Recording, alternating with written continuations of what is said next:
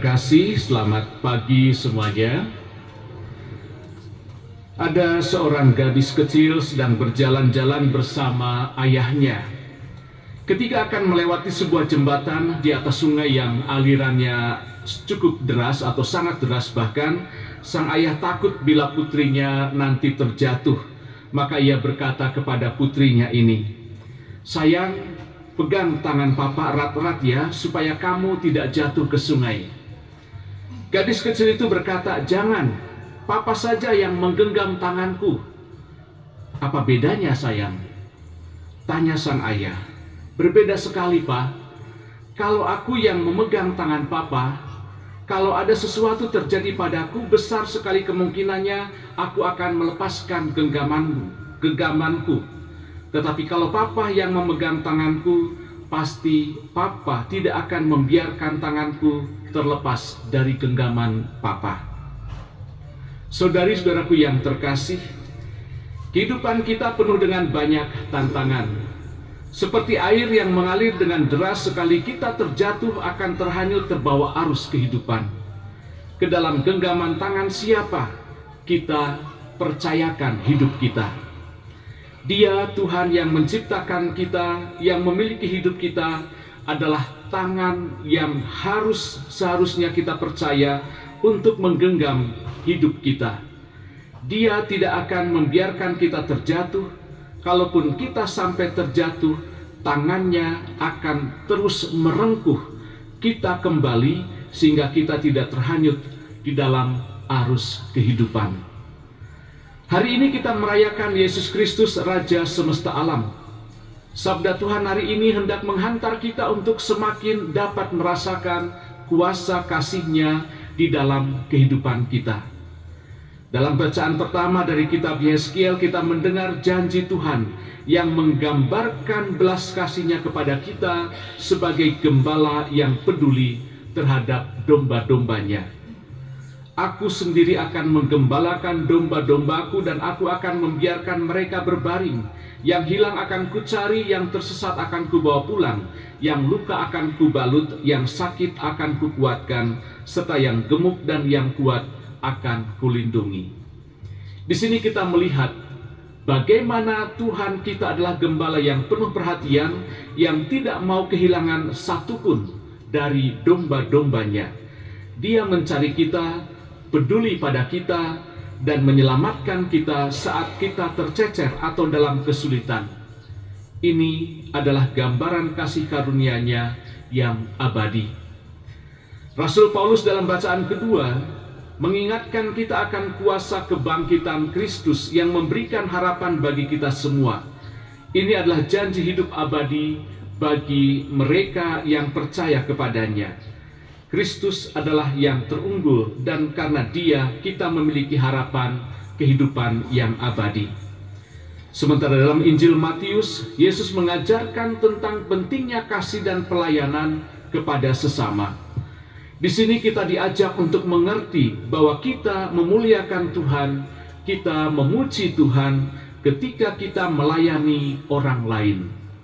Sesungguhnya setiap kali kamu melakukannya bagi salah satu dari saudaraku yang paling hina ini, kamu telah melakukannya untuk aku. Jadi, untuk membangun persahabatan kita dengan Kristus dan menempuh jalan persahabatan kita dengan Kristus, maka kita harus melakukan dan menjangkau melayani orang-orang yang ada di dalam kehidupan kita. Melalui perayaan Kristus Raja semesta alam ini, gereja berharap kita tidak akan melupakan Yesus sebagai Raja dan kerajaannya. Gereja adalah ibu yang bijaksana. Dia tahu bahwa kita memiliki kecenderungan bawaan untuk melupakan hal-hal ini. Kesenangan, kekhawatiran hidup di dunia yang jatuh ini nyata. Mereka adalah magnet kuat yang mencoba untuk memonopoli kehidupan dan perhatian kita. Tetapi sesungguhnya Kristus lebih kuat dari segala-galanya. Mari kita undang Yesus ke dalam pikiran kita dan biarkan Dia memerintah di sana melalui keyakinan teguh kita kepada semua ajarannya. Mari kita undang Dia ke dalam keinginan kita, bagian dari diri kita, di mana kita membuat keputusan dan biarkan Dia memerintah di sana melalui ketaatan kita yang penuh kasih pada perintah-perintahnya.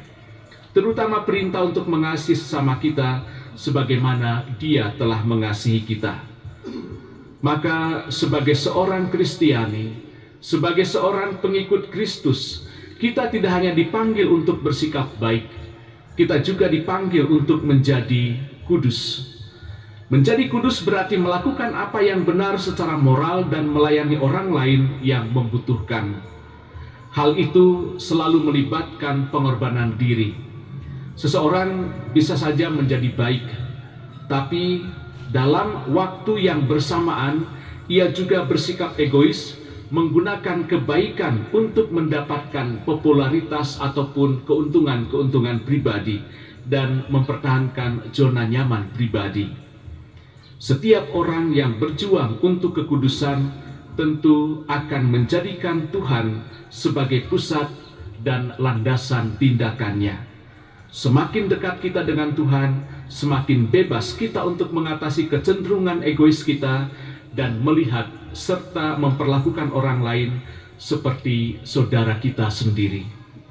Setiap hari kita memiliki banyak kesempatan untuk melayani Kristus dalam sesama kita, tetapi kita bahkan tidak akan menyadarinya kecuali kita telah mengembangkan persahabatan dengan Kristus. Saudari-saudaraku yang terkasih, mari dalam perayaan Ekaristi ini, saat kita memperbaharui komitmen kita kepada Kristus Raja, marilah kita memohon rahmat kepadanya, tidak hanya untuk mengaguminya, tetapi untuk mengikutinya dengan setia, dengan melayani orang-orang yang ada di sekitar kita. Kita menjadikan Kristus sebagai Raja dalam kehidupan kita, dan dengan demikian kita pun dapat menjadi orang-orang yang mampu untuk merajai hidup kita dengan cintanya. Tuhan memberkati.